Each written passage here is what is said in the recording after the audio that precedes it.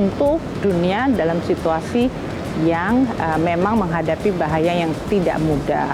Banyak negara yang memang selama pandemi ini sudah menggunakan semua space kebijakannya. Global ekonomi ini juga sudah merembet ke sektor keuangan.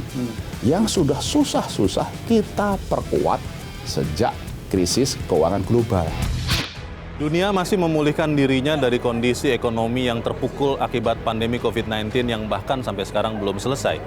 Kita dikejutkan dengan perang Rusia-Ukraina yang memicu juga ketegangan geopolitik di tempat-tempat lain yang secara langsung membuat harga energi, harga komoditas, dan berbagai harga lain memacu inflasi di seluruh dunia melonjak, bahkan pada angka-angka yang tidak kita lihat dalam puluhan tahun, bahkan ratusan tahun terakhir. Banyak orang mengatakan bahwa resesi global sudah di depan mata. Ini sering dikatakan orang sebagai badai yang sempurna atau perfect storm. Pertanyaannya adalah, apakah Indonesia yang dikatakan banyak orang masih bisa bertahan di tengah-tengah kondisi yang tidak sempurna ini, tidak bisa membawa cahayanya untuk menerangi ekonomi global yang kelihatannya suram di tahun 2023? Saya bersama kamera person Adam Alamsyah berada saat ini di Washington DC, Amerika Serikat untuk mencari tahu hal itu bersama dengan Menteri Keuangan Republik Indonesia Sri Mulyani Indrawati dan juga Gubernur Bank Sentral, Gubernur Bank Indonesia Peri Warjio, untuk mencari tahu apakah memang Indonesia bisa meredakan badai yang permanen seperti itu.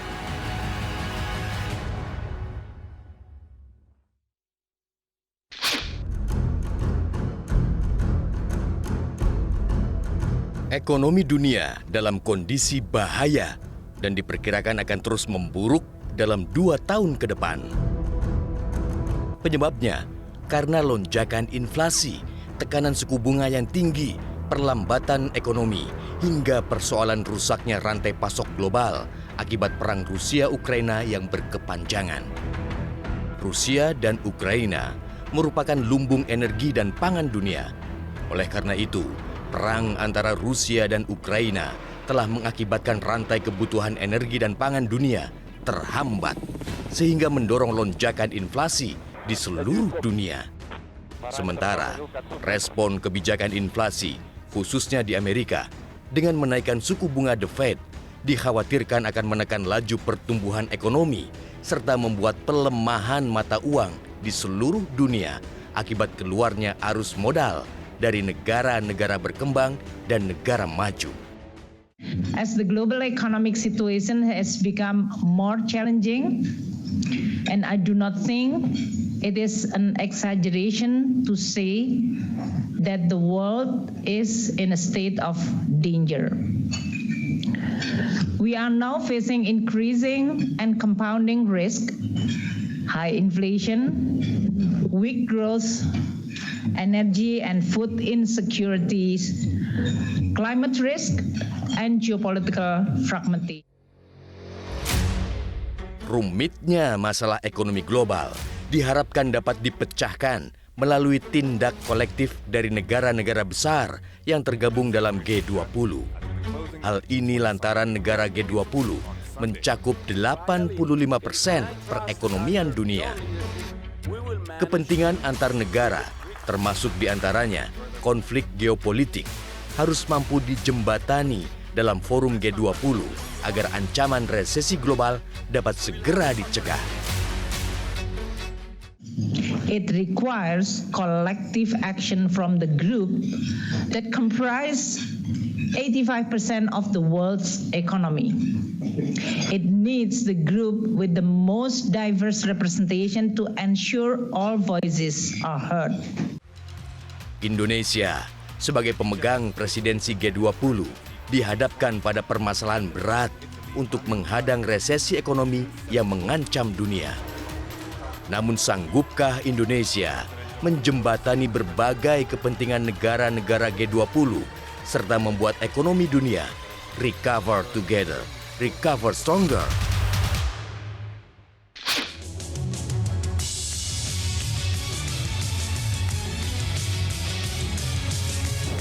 Dari Washington DC, Amerika Serikat, saya bersama dengan Menteri Keuangan Republik Indonesia Sri Mulyani Indrawati. Bu Ani, terima kasih sudah beri waktu.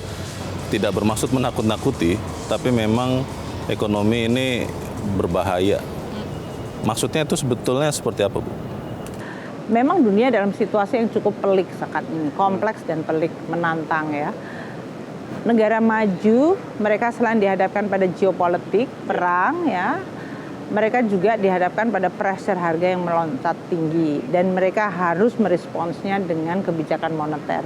Dan ini menimbulkan dampak banyak sekali negara-negara yang kemudian menghadapi situasi nilai tukarnya melemah. Ini tadi seperti yang dilakukan oleh beberapa negara emerging yang bicara apakah itu India, apakah itu South Africa, dan negara-negara yang memang oil importing atau energy importing company.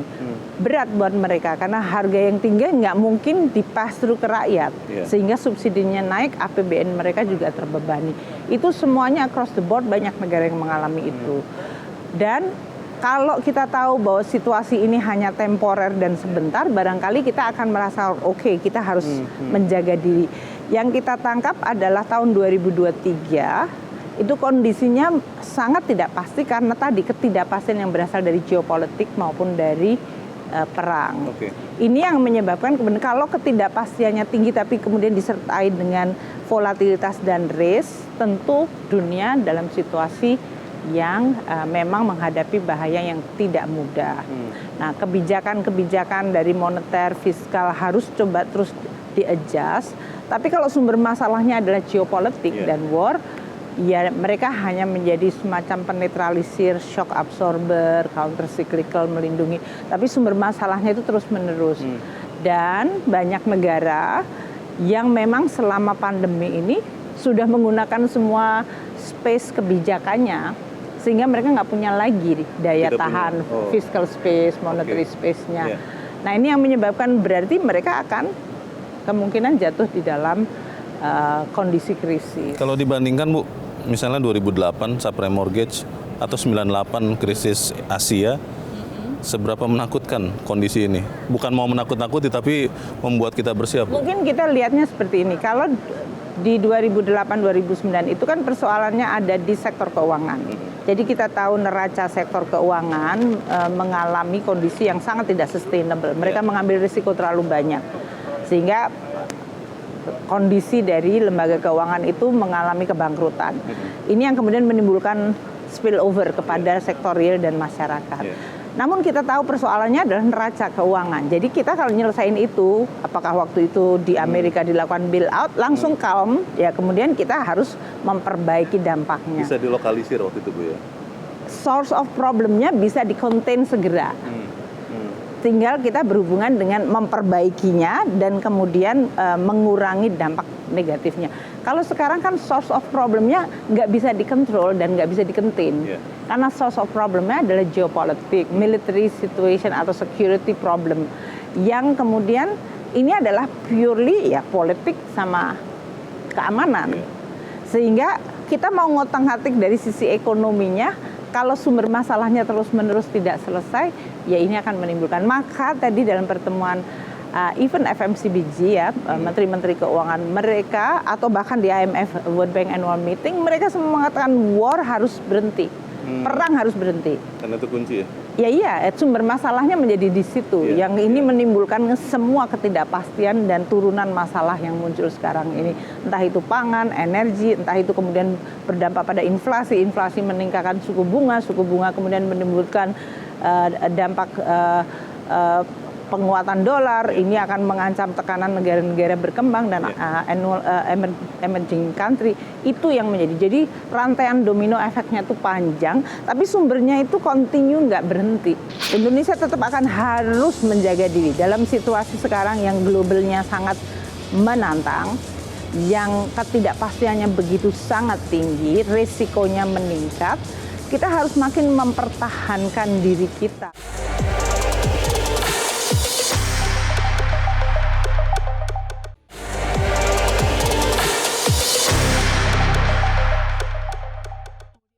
Kalau memang belum berhenti, Bu, atau tidak ada tanda-tanda kapan berhenti, perfect storm ini seberapa membahayakan mungkin khususnya untuk Indonesia, Bu? Indonesia ya, kalau saya dengar dari semua yang ada di sini, kalau saya ceritakan bagaimana Indonesia pertumbuhan ekonomi masih di atas 5%, inflasi kita di 5,9%, kemarin di bawah 6%. Kemudian nilai tukar kita mengalami depresiasi sekitar 6%. Yield curve dari SBN kita masih relatively tight ya dalam hal ini. Dan disebutkan juga APBN saya masih dalam situasi yang cukup baik, meskipun kita akan tetap menjaga untuk tahun 2022 dan 2003 dengan tadi defisit di sekitar 3%, sekarang 2,84%. Mereka nganggap, waduh Indonesia is an exceptional dari sisi, makanya disebutkan the brightest spot di antara emerging country. Tapi ini kan tidak bisa kita taken for granted. Kalau situasinya terus-menerus sekitar kita memburuk, ini pun dilakukan India yang juga performance-nya bagus, growth-nya bagus, walaupun defisitnya lebih besar dari kita. Mereka merasakan bahwa nggak bisa terus-menerus terjadi ketidakpastian seperti ini. Jadi poin saya adalah Indonesia tetap akan harus menjaga diri dalam situasi sekarang yang globalnya sangat menantang, yang ketidakpastiannya begitu sangat tinggi, risikonya meningkat.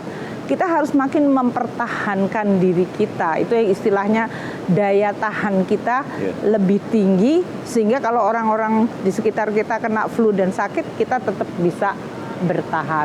Ini yang makanya kita selalu sebutkan pertumbuhan ekonomi direvitalize, inflasi kita jaga supaya kita lihat faktor yang menyebabkan inflasi. Makanya tim pengendalian inflasi Bapak Presiden sampai turun sendiri, gubernur-gubernur provinsi diminta memperhatikan, itu bagus sekali. Saya menjelaskan di sini langkah-langkah Indonesia untuk melakukan dan mengamankan seluruh indikator ekonomi kita secara bersama-sama. Bahkan Presiden, Kabinet, kemudian ini tidak hanya Menteri Keuangan dan Bank Sentral, ini seluruh kejadian bahkan sampai ke pemerintah daerah. Waktu saya ceritakan seperti itu, menurut saya itu buat mereka is wide opening gitu.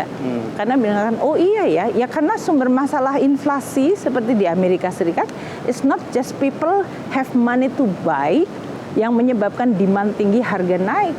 Ini juga karena ada masalah energi, harga minyak tinggi karena ada masalah gas di Rusia dengan Eropa, ada masalah pangan di mana pangan nggak bisa keluar dari Ukraine atau dia keluarnya sulit. Ini semuanya yang penyebabnya is non-demand sided. Ya berarti nggak bisa diobati dengan hal yang hanya mempengaruhi demandnya saja. Itu yang di dalam pembahasan antar para Menteri Keuangan dan Gubernur Bank Sentral, mereka bilang, kita seperti ada di dalam ujungnya sini, tapi sumber masalahnya adalah geopolitik. Bu Ani, terakhir bulan November kan ada G20 Summit di Bali. Apa kira-kira yang bisa dimainkan Indonesia, Bu, untuk memastikan ya kalaupun ada perfect storm, kita tetap sehat dan kalau bisa juga dunia itu bisa menjadi lebih baik, Bu? Presiden Jokowi Indonesia selama ini kan ingin terus memainkan peran sebagai bridging terhadap pihak-pihak yang berkonflik. Dan itu kita lakukan juga di level menteri seperti saya. Karena kan waktu awal perang keinginan untuk agar G20 itu pecah dan bubar itu ada. Dan bahkan nggak mau ketemu dalam satu ruangan, mereka walk out, itu masih ada. Tapi hari ini kemarin waktu saya tutup suasana, ya artinya boleh saja Rusia masih bicara, G7 bicara, tapi kita ada dalam ruangan, kita boleh berbeda ya. Jadi artinya peranan Indonesia untuk tetap menjembatani dan menyampaikan bahwa ya hari ini is not about the time untuk making a war gitu.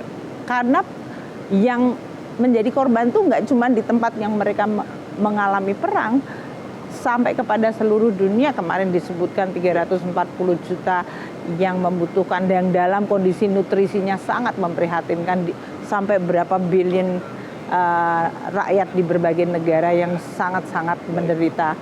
Jadi Indonesia di dalam nanti pertemuan G20, kalau leadersnya ini bertemu, ya persoalannya kan ada di dalam negara G20 ini. Dan kita sebagai tuan rumah sekaligus presidensi terus-menerus mengajak mereka bahwa apa yang sebaiknya dilakukan tidak hanya kebaikan untuk masing-masing negara G20 tapi juga kepada seluruh dunia adalah perdamaian, menghentikan perang, dan kita terus memperbaiki hal-hal yang belum baik. Seperti tadi saya sampaikan, umpamanya kita bicara tentang global financial safety net, kalau ada negara yang jatuh krisis, gimana menolongnya, bagaimana membangun infrastruktur baik, bagaimana mengadres isu climate change dalam hal ini, bagaimana kita memperbaiki global taxation yang seimbang dan adil. Itu semuanya menjadi sesuatu yang sangat penting. Presiden kan ada 3, pandemic preparedness kita sudah mencapai, sustainable finance banyak sekali progress, digital economy kita juga make a lot of progress. Jadi 3 hal yang penting ini kita make a lot of progress. Satu hal yang mengenai global economy dan pemulihan terancam oleh perang. Jadi itu yang harus diselesaikan. FMCBG sudah berakhir, Bu. Yang keempat ini terakhir sebelum KTT G20 di Bali. Apa hasil konkretnya, Bu? Ini adalah pertemuan finance track untuk G20 yang keempat dan terakhir seperti tadi disampaikan. Hasilnya tentu pertama agenda-agenda yang selama ini sudah disusun oleh Indonesia, banyak yang sudah menghasilkan hal-hal yang konkret. Pertama, kalau kita bicara tentang health sama finance, waktu itu di dalam rangka untuk merespons pandemi, kita telah berhasil membangun Financial Intermediary Fund, sebuah mekanisme keuangan dan bahkan kontribusi sampai 1,4 miliar US dollar itu dari 15 kontributor. Itu adalah sebuah langkah kemajuan yang luar biasa, di mana dunia G20, 12 negara plus 3 dari filantropis berkontribusi untuk memulai langkah-langkah untuk memperbaiki dan meningkatkan ketahanan dunia dan kesiapan dunia apabila menghadapi pandemi pada saat yang akan datang. Kita juga di dalam agenda seperti infrastruktur, sustainable finance, kita mendapatkan kemajuan dari sisi bahwa adanya semacam kesepakatan mengenai quality infrastructure, terutama dari sisi financing, sustainable finance, mengenai bagaimana meningkatkan partisipasi dan meningkatkan komitmen dari financial sector untuk membiayai climate change action, ya, terutama untuk adaptasi dan mitigasi termasuk energi transisi.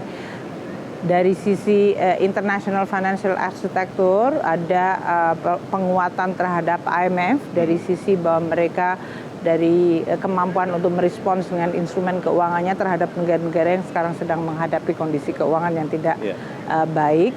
Kita juga membahas mengenai bagaimana memperkuat lembaga-lembaga bank pembangunan dunia. Di dalam rangka mereka juga lagi membantu 2 krisis yang sekarang dilihat, yaitu krisis pangan dan krisis energi, sehingga mereka bisa membantu negara yang betul-betul dalam kesulitan keuangan, tidak bisa mengimpor bahan makanan atau tidak memiliki kemampuan untuk membeli energi yang harganya makin tinggi. Jadi banyak kemajuan yang konkret yang sudah kita capai, yang mungkin sangat delicate atau dalam hal ini peka dan juga sangat sulit adalah dari sisi pandangan mengenai perang yang ada di Ukraine, yang kemudian dianggap menimbulkan dampak spillover harga pangan, harga energi, yang kemudian menyebabkan badan-badan atau lembaga-lembaga keuangan bank sentral harus menaikkan suku bunga. Ini yang menjadi salah satu kesulitan yang cukup besar, karena setiap pihak mengatakan bahwa yang satu yang menyebabkan masalah. Jadi itu merupakan salah satu yang mungkin nanti akan mewarnai juga pada KTT G20. Baik, kita berharap cahaya yang dibawa Indonesia, Bu, bisa menerangi masa depan ekonomi global yang mungkin agak gelap, dan kita bisa menularkan cahaya itu ke dunia. Mereka sangat appreciate sekali terhadap pertama semangat dan presidensi Indonesia, ya, yang kita terus tidak mengenal lelah, tidak menyerah, tidak terintimidasi. Kita terus dengan sabar memberikan platform, dan kemudian mereka tetap bicara. At the end of the day, kemarin mereka memberikan apresiasi yang luar biasa. Mereka mengatakan, wah, nggak bisa membayangkan kalau bukan Indonesia yang jadi hostnya dalam hal ini. So we achieve a lot in this case. Dan sebagai Indonesia kita bolehlah mengatakan bahwa our country try to deliver yang disebutkan di dalam Undang-Undang Dasar kita pembukaan itu loh, ingin ikut serta dalam menjaga ketertiban dunia untuk perdamaian abadi dan keadilan sosial. Itu yang sedang kita lakukan sekarang. Kita aminkan itu, Bu Ani, terima kasih. Fiskalnya memberikan subsidi sehingga dampak global stormnya harga energi dan harga pangan itu tidak menyebabkan inflasi yang tinggi.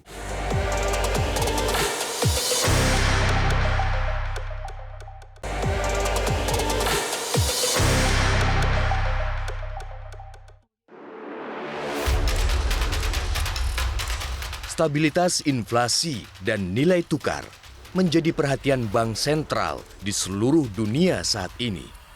Pengambilan kebijakan yang tidak tepat dengan mudah akan menghantam perekonomian negara di tengah turbulensi perekonomian global. Pasalnya, saat ini hampir seluruh negara di dunia tengah mengalami lonjakan inflasi serta pelemahan nilai tukar mata uang secara signifikan. Oleh karena itu, bauran kebijakan bank sentral menjadi kunci untuk menjaga stabilitas perekonomian suatu negara.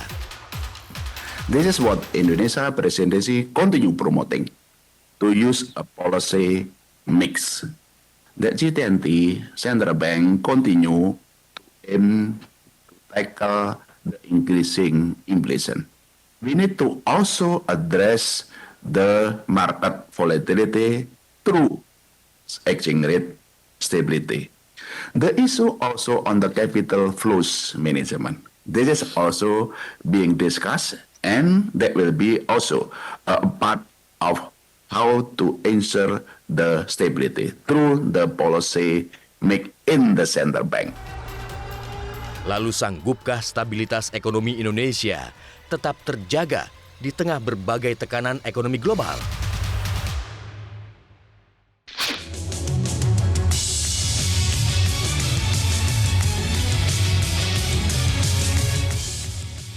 Pemirsa, dari Washington DC, Amerika Serikat, saya saat ini bersama dengan Gubernur Bank Indonesia Peri Warjio, dan kita akan mencari tahu apa hasil dari FMCBG yang akan merupakan bagian akhir persiapan dari KTT G20 dan bagaimana proyeksi ekonomi Indonesia ke depan.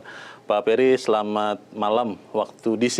Wah, selamat malam waktu DC, Bung Rio. Senang ya akhirnya bisa ketemu di sini. Pak Peri, bagaimana Bank Indonesia melihat ekonomi ke depan? Karena semakin banyak orang yang mengatakan ini adalah perfect storm. Apakah ini kemudian kita bisa melihat ekonomi global lebih terkoordinasi, tidak menyelamatkan diri masing-masing dengan suku bunga atau yang lain, sehingga di tahun 2023 kita melihat badai itu kalaupun perfect, mungkin tidak akan lama, Pak. Bagaimana Pak Peri? Bung Leo, kalau kita kena badai, apa yang perlu kita lakukan? Satu, kan kita masing-masing negara, termasuk yang kita lakukan, nanti bagaimana caranya kita akan saya sampaikan. Satu, ya kita harus yakinkan bahwa badan kita kan sehat. Kita kuat dulu. Yes. Ya.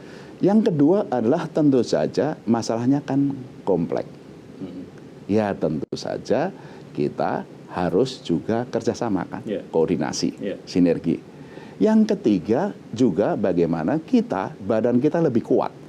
Itulah kenapa recover together, recover stronger. Nah, ini keketuaan Indonesia menunjukkan. Nah, bagaimana kita melakukan di Indonesia? Satu, kita memastikan kebijakan-kebijakan yang kita lakukan khususnya fiskal dan moneter itu betul-betul ya mendukung bagaimana kuatnya koordinasi fiskal Bu Menteri Keuangan dan kebijakan moneter Bank Indonesia. Masing-masing kita independen, menghargai, tapi adalah melalui suatu kerjasama. Tentu saja kita sudah koordinasi ini tadi, fiskalnya memberikan subsidi sehingga dampak global stormnya harga energi dan harga pangan itu tidak menyebabkan inflasi yang tinggi. Memang dengan penyesuaian harga kemarin Pertalite dan solar, ya itu kan inflasi kita tahun ini akan lebih dari 6%. Tapi perkiraan BI tidak akan lebih dari 7%. Tapi bandingkan itu dengan negara lain. Perkiraan kita ya sekitar 6,3, 6,5 dibandingkan dunia yang 8-9%.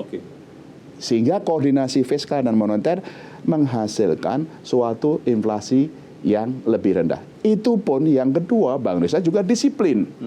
Memastikan inflasi yang akhir tahun ini lebih dari 6%, nanti triwulan 3 2023 itu bisa kembali ke target, yaitu 3% plus minus 1, maksimum 4%.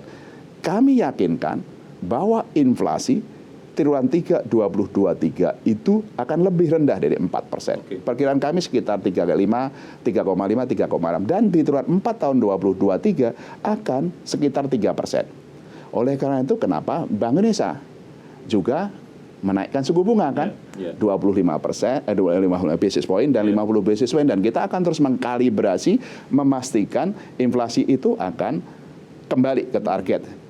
Itu di bidang moneter. Tapi kan jamune jangan suku bunga tok. Hanya satu ya. Ya makanya kita melakukan stabilisasi nilai tukar rupiah agar dolar ini kan sangat-sangat kuat, Bang Leo. Bahwa indeks dolar itu 113. Berarti tahun ini menguat dolar itu 18-19%. Rupiah terdepresiasi sekitar 5-6%. Ini kenapa? Supaya harga energi, harga pangan global tidak menyebabkan harga-harga di dalam negeri naik. Dengan cara ini tentu saja masyarakat daya belinya tidak tergerus. Konsumsi kita naik sehingga pertumbuhan kita yang triwulan 2 5,4%, prediksi kami di triwulan 3 ini bisa 5,5%. Tahun ini bisa 5,2%. Secara total ya? Secara total. Tahun depan perkiraan BI 4,9 sampai 5,3%. Tapi tentu saya bandingkan dengan dunia. Dunia 2,7%, Cina pun 4,6%, Amerika 1,2%, Eropa di bawah 1%. Jadi pertumbuhan ekonomi kita baik. Pak Peri, kita melihat FMCBG, Pak, itu adalah yang terakhir yang diadakan sebelum KTT G20 di Bali bulan November. Apa hasil konkret, Pak, dari pertemuan itu yang bisa membantu Indonesia dan juga dunia tentunya menghadapi masa-masa yang konon katanya kelam ini, Pak? Bagaimana, Pak? Betul, ini adalah masalah-masalah yang turbulensi atau gejolak global itu sedang terjadi. Kita menghadapi penurunan global economic growth, pertumbuhan ekonomi dunia. IMF memperkirakan tahun ini 3,2, tapi tahun depan turun menjadi 2,7%. 2,7 tahun depan? Ya. Dan banyak terjadi di negara maju, baik Amerika, Eropa, termasuk juga Cina. Itu permasalahan pertama dari global. Pada saat yang sama, kita menghadapi inflasi global yang sangat tinggi. 8% bahkan bisa ke 9%. Kita menghadapi suatu kelangkaan energi dan pangan global. Dan terjadi juga gangguan mata rantai pasokan global. Semua ini menyebabkan respon yang tentu saja di negara maju, di Amerika kita sudah tahu kenaikan suku bunga yang sangat tinggi, sangat agresif. Di Eropa juga demikian. Nah, semuanya ini tentu saja tidak terlepas dari perang di Ukraina. Gitu ya. Ini kan permasalahan yang sangat kompleks. Belum lagi dampaknya bagi negara berkembang, termasuk Indonesia, termasuk negara-negara yang least developed countries seperti Afrika itu sangat berat. Belum banyak yang bisa pulih dari COVID. Sekarang menghadapi harga energi yang tinggi, harga pangan yang tinggi. Jadi dari masalah kesehatan dari COVID ke masalah ekonomi dan juga sekarang masalah kemiskinan, dan bagi negara-negara di Afrika menjadi masalah utang. Dan itu berbarengan semua? Ini berbarengan bersamaan sehingga ini memang turbulensi yang sangat besar, dan solusinya memang ya juga harus ada solusi politik, geopolitik, dan juga dari solusi-solusi dari ekonomi dan keuangan. Nah, disinilah peran dari keketuaan Indonesia. Khususnya di jalur keuangan finance track. Untuk KTT G20 di finance track-nya ya? Selama keketuaan Indonesia ini ada 6 agenda prioritas. Satu, bagaimana kebijakan makroekonomi itu secara terkoordinasi secara internasional. diperhitungkan secara baik dan dikomunikasi secara baik. Itu satu. Yang kedua, di sektor keuangan mengatasi dampak dari sisa COVID terhadap kondisi dunia usaha dan kondisi sektor keuangan. Supaya stabilitas sektor tetap terjaga. Yang ketiga, bagaimana kita mendorong kerjasama sistem pembayaran dan CBDC untuk digitalisasi. Yang keempat adalah untuk inklusi ekonomi dan keuangan. UMKM, kaum perempuan, kaum pemuda, dan juga kaum yang lemah. Green ekonomi, ekonomi hijau. Dan yang keenam adalah masalah perpajakan internasional. Sejak dari awal kita menyuarakan itu. Dan tentu saja kita juga semangat persatuan itu menjadi penting. Sehingga kuncinya adalah sinergi dan koordinasi. Global ekonomi ini juga sudah merembet ke sektor keuangan. Yang sudah susah-susah kita perkuat sejak krisis keuangan global.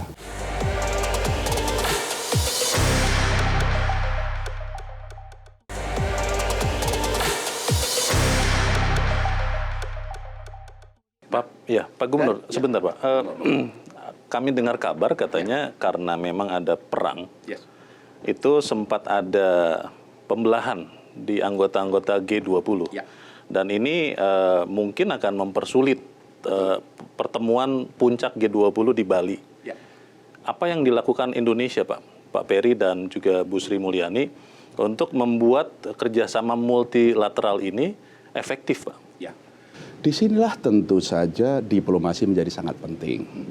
Tidak hanya diplomasi di kepala negara, Pak Presiden, diplomasi di Kementerian Luar Negeri, Bu Menteri Luar Negeri, koordinasi di Sherpa, Pak Menko Ekonomi, di diplomasi di jalur keuangan, Bu Menteri Keuangan, untuk Menteri Keuangan, dan saya sebagai Gubernur Bank Sentral. Kita diplomasi terus-menerus. Lihat, kalau kita tidak bersatu, kita tidak berkoordinasi, dunia akan semakin berat. Dan dampaknya tidak hanya di negara maju, di negara berkembang, negara yang kurang beruntung di Afrika. Itu kita terus suarakan. Kita di Indonesia Bhinneka Tunggal Ika. Nah, diplomasi yang terus kita lakukan, diplomasinya tidak hanya diplomasi di jalur resmi saja, tapi juga diplomasi. Kenapa sepanjang kita keketuaan G20 kita memperlihatkan, ini loh Indonesia sangat berbeda-beda, tapi kita bersatu. Ini loh kemajuan ekonomi Indonesia. Inilah UMKM Indonesia. Tentu saja kemajuan itu ada. Seperti yang sekarang, ini puji syukur ya. Kita harus bersyukur kerja keras kita sampai pada pertemuan keempat, pertemuan terakhir Menteri Keuangan dan Gubernur Bank Sentral ini, hari ini, dengan juga dukungan dari seluruh masyarakat Indonesia, juga arahan dari Bapak Presiden, ini kan ada 15 paragraf. 2 paragraf ini yang belum ada kesepahaman. Tentu saja negara-negara maju G7 mengatakan ini kondisi global seperti ini karena ada invasi dari Rusia ke Ukraina. Sementara Rusia mengatakan ini karena sanksi. Dari banyak negara berkembang, tentu saja kita tidak mempersalahkan siapa ke siapa, tapi dampaknya itu. Nah, ini paragraf pertama itu bukan masalah kondisi global ekonomi, tapi perbedaan pendapat mengenai penyebabnya. Karena masing-masing ada kepentingan. Betul. Juga paragraf kedua itu terkait dengan energi dan makanan. Sama. Bukan karena kondisi energi dan makanan, tapi pandangannya penyebabnya kenapa. 2 paragraf itu yang memang gimana pun juga tidak mungkin ada kesepahaman karena itu adalah masalah politik. Kebijakan yang perlu diambil apa secara terkoordinasi itu? Satu, tentu saja Bank Sentral perlu memastikan inflasinya segera turun dengan tetap independensi Bank Sentral. Di bidang fiskal, tentu saja bagi negara yang punya ruang fiskal, punya ruang anggaran, berikan tentu saja bantuan kepada masyarakat yang terkena dampak. Itu masing-masing negara ya, Pak? Ya, tentu saja kondisi masing-masing negara berbeda-beda. Ya, seperti itu. Demikian juga perlunya kesepakaman untuk mengatasi ini secara multilateral. Itu kesepakaman untuk mengatasinya itu ada, sudah dicapai. Cuma kadarnya kan berbeda-beda. Berapa suku bunga naik, bagaimana berapa fiskalnya, dan kemudian bagaimana kemudian secara nasional itu kan berbeda-beda. Tapi secara kolektif G20 sepaham itu. Akan mengkoordinir begitu. Ya, ini memang masing-masing negara sepakat akan menempuh itu. Cuma kadarnya kan berbeda-beda. Ya, itu seperti itu. Nah, di dalam normalisasi kebijakan itu juga tidak cukup hanya untuk langkah-langkah, tapi adalah kerangka kerja untuk perumusan bauran kebijakan ekonomi nasional. Nah, disinilah keketuaan Indonesia menjadi penting karena di Indonesia ini sih kita sudah praktekkan. Berjalan koordinasi antara pemerintah dan bank sentral. Bank sentral independen, tapi kita koordinasi erat, khususnya koordinasi yang erat antara Bu Menteri Keuangan di fiskal dengan kebijakannya Bank Indonesia. Makanya tahun ini kan tentu saja dengan Undang-Undang 220 Bank Indonesia masih bisa membiayai fiskal 224 oleh Ibu Menteri Keuangan digunakan untuk sebagian membayar subsidi. Sehingga subsidi ini dinaikkan menjadi 504. Tapi setelah harga minyak di atas 100 baru kemarin ada penyelesaian harga. Tapi dengan cara itu mengatakan kita sampaikan kepada global perlu ada koordinasi antara fiskal dan moneter. Itu bauran kebijakan ekonomi nasional. Yang kedua dalam bauran kebijakan ini di bank sentral sendiri, ya ojo jamune suku bunga tok toh. Jangan itulah seperti ada bauran kebijakan bank sentral yang Bank Indonesia juga sudah menerapkan. Bukan hanya suku bunga. Gitu ya. Kalau bagi negara berkembang selain suku bunga ya stabilisasi nilai tukar, pengelolaan aliran modal, makroprudensial. Nah itu kita sampaikan dan itu kerangka kerja itu yang kemudian oleh IMF dirumuskan yang disebut oleh IMF adalah Integrated Policy Framework. Integrated Policy Framework IMF itu seperti bauran kebijakan ekonomi Indonesia. Nah kita juga nggak cukup hanya IMF. Harus kerjasama dengan BIS, Bank for International Settlement, yang mengatasi masalah regulasi pengawasan di sektor keuangan, termasuk makroprudensial. Sehingga yuk IMF sama BIS kerjasama, membangun dua kerangka kerja itu menjadi suatu integrated kebijakan, bauran kebijakan. Itu yang pertama ya. Saya mulai agenda yang kedua. Di financial sector. Lihat, global ekonomi ini juga sudah merembet ke sektor keuangan. Yang sudah susah-susah kita perkuat sejak krisis keuangan global. Sektor keuangan di perbankan sudah cukup bagus. 2008 ya. 2008. Permodalan sudah cukup kuat. Pengawasan, pengaturan sudah kuat. Cuma ada dua area di sektor keuangan yang harus diperkuat. Yaitu pengawasan dan regulasi. Yaitu adalah satu mengenai non-bank financial institution. Seperti investment fund, hedge fund, ya seperti ini juga menimbulkan suatu ketidakstabilan di pasar keuangan global. Sehingga kemudian melalui keketuaan Indonesia kita meminta Financial Supervisory Board dan BIS, Bank for International Settlement, merumuskan bagaimana pengawasan dan pengaturan untuk non-bank financial institution di financial sector itu. Mendengar penjelasan Pak Peri, berarti KTT G20 di Bali, kita akan solid Pak di situ Pak? Tentu saja sesuai arahan Bapak Presiden di dalam KTT Leaders di November nanti, ini kan ada 3 agenda penting. Yang satu adalah mengenai health, kesehatan. Yang kedua adalah masalah digital. Yang ketiga adalah masalah green. Nah, tentu saja kalau masalah kesehatan, kalau masalah perlunya kerjasama dalam kesehatan sudah disepakati. Dana juga sejumlah negara itu juga sepakat. Tapi bagaimana melakukan? Lembaganya siapa? Lah itu yang kemudian belum disepakati. Kalau digital ekonomi dan keuangan seperti tadi saya sampaikan sudah banyak itu, dan itu adalah legasi yang insya Allah akan dibawakan oleh Bapak Presiden. Termasuk saya harus menyampaikan untuk digitalisasi sistem pembayaran kerjasama internasional Indonesia. Kemarin saya bersama Gubernur Bank Sentral 5 negara ASEAN sudah sepakat untuk konektivitas antar ASEAN, QR, FAST, dan dasarnya lagi dengan local currency masing-masing dan langsung. Jadi bebas dari risiko nilai tukar. Ya, dan itu yang memang dalam dunia ekonomi digital kita sudah banyak kemajuan, banyak capaian, dan kita menunjukkan di bawah keketuaan Indonesia juga ASEAN 5 itu sudah melakukan lebih jauh itu. Masalah yang tentu saja isu yang ketiga adalah masalah green. Dan Indonesia sangat mendukung. Betul. Nah, green economy itu juga, dan termasuk juga sustainable economy and finance, itu tidak hanya masalah hilirisasi dari natural resource, lebih green, tapi juga sustainable economy dan keuangan untuk inklusi.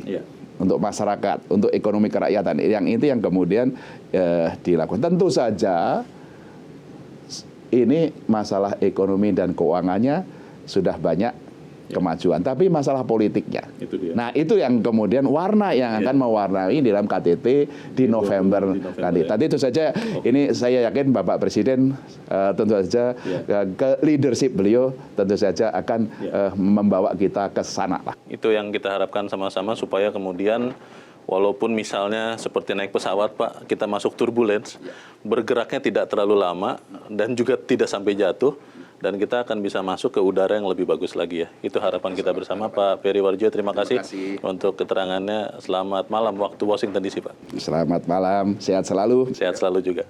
Dan pemirsa, demikianlah perbincangan saya bersama Gubernur Bank Indonesia Peri Warjio dari pertemuan FMCBG yang juga diawali dengan pertemuan IMF World Bank untuk menuju pertemuan G20 di Bali bulan depan. Saya Leonard Samosir, berterima kasih. Selamat malam. Sampai jumpa.